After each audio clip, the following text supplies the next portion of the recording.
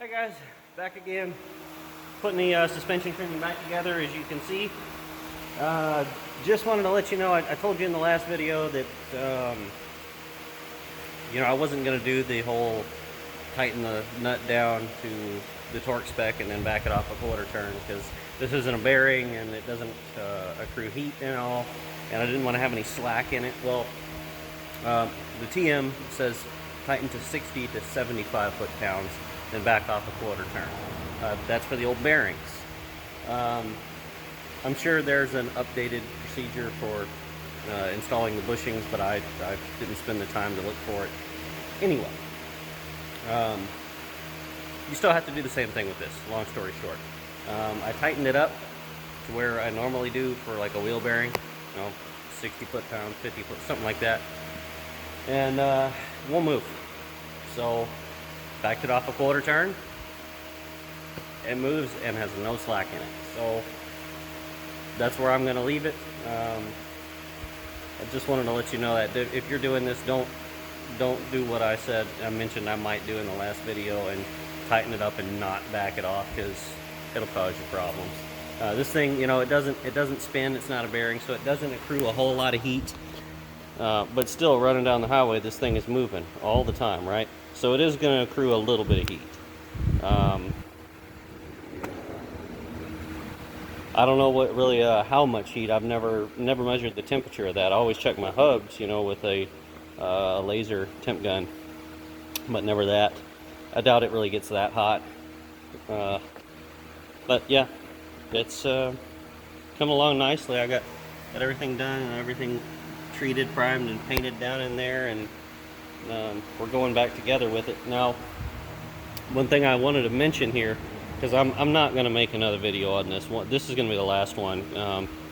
This is kind of a simple, straightforward repair, so I don't want like a 15-part series on it.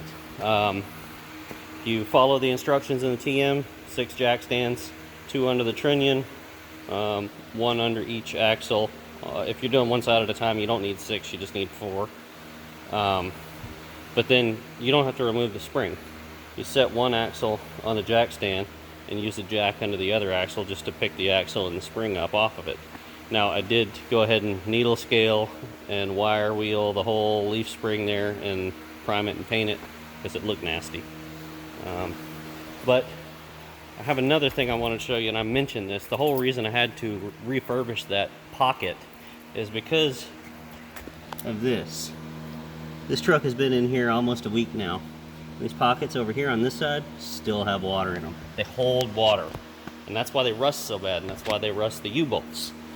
So what I'm going to do is, now that I've got everything treated and all, before I put the leaf spring, or bolt the leaf spring back on, I was thinking about, and I'm probably not going to do this, I was thinking about filling these pockets with some, maybe some urethane windshield sealer, just to keep water and debris from gathering in there, because there was a good bit of rust in these pockets too. And when I put everything back together and put the U-bolts in, I'm going to fill these pockets around the U-bolts on this side and on the back side with Plasti Dip. So I got another thing of Plasti Dip here, and I'm going to fill them flush with this. Now that'll keep water and debris out of there, and if there's no water and debris, shouldn't be any rust, right? I mean, I've had big rocks down in there, so yeah, hopefully that will solve any future issues with this. I hope this has been helpful to you guys. Remember, we got all the parts and the paint I used on this from our sponsors at Big Mike's Motorpool and RapcoParts.com. Spray cans for small parts like these.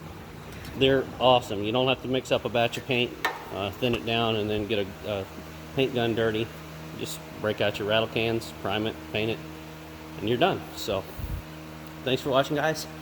Like and subscribe if you have not already, and we'll catch you later.